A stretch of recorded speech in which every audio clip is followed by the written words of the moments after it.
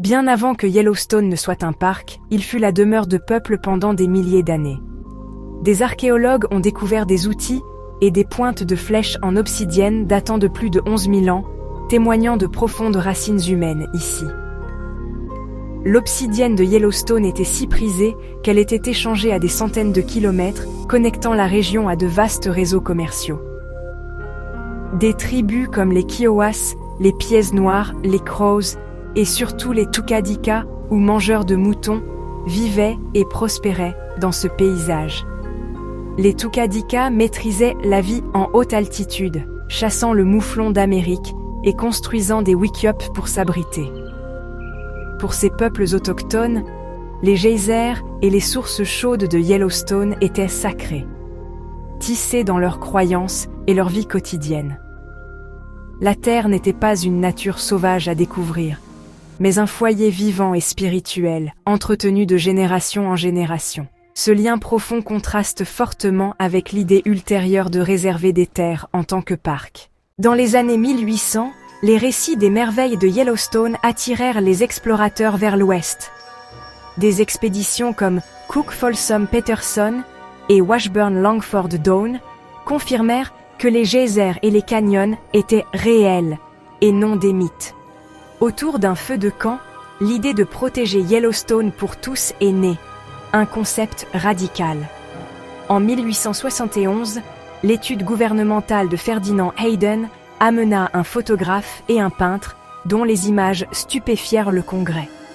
Leurs preuves visuelles menèrent à la loi de protection du parc national de Yellowstone de 1872, créant le premier parc national du monde. Mais cette loi ignora les peuples autochtones qui considéraient Yellowstone comme leur foyer, définissant la terre comme inhabitée. La création du parc entraîna le déplacement forcé de tribus comme les Tukadika, une vérité douloureuse, souvent négligée. La fondation de Yellowstone fut à la fois une étape majeure en matière de conservation et un moment de perte. Protéger Yellowstone s'avéra plus difficile que de le créer.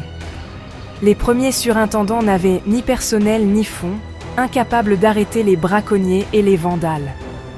Bisons et wapitis furent chassés presque jusqu'à l'extinction, et les geysers furent endommagés par les chasseurs de souvenirs. L'arrivée du chemin de fer amena des touristes et de nouvelles pressions avant que le parc ne soit prêt. La crise atteignit son paroxysme lorsque le braconnier Ed Howell fut pris en flagrant délit de chasse au bison, révélant la faiblesse des lois. L'indignation publique mena à la loi Lacey de 1894, donnant enfin à Yellowstone le pouvoir de protéger sa faune. Ce fut un tournant. Le parc pouvait désormais défendre ses trésors. La survie de Yellowstone ne fut jamais garantie. Elle fut obtenue pas à pas. En 1886, l'armée américaine prit le contrôle de Yellowstone, apportant ordre et protection. Les soldats patrouillaient à cheval, poursuivaient les braconniers et géraient les incendies, jetant les bases de la gestion moderne des parcs. Leur discipline et leur innovation ont façonné les premières pratiques des rangers de parc. À mesure que l'idée de parc national se répandait, le besoin d'une agence unifiée grandissait. En 1916, le National Park Service fut créé pour conserver et partager ces lieux spéciaux pour les générations futures.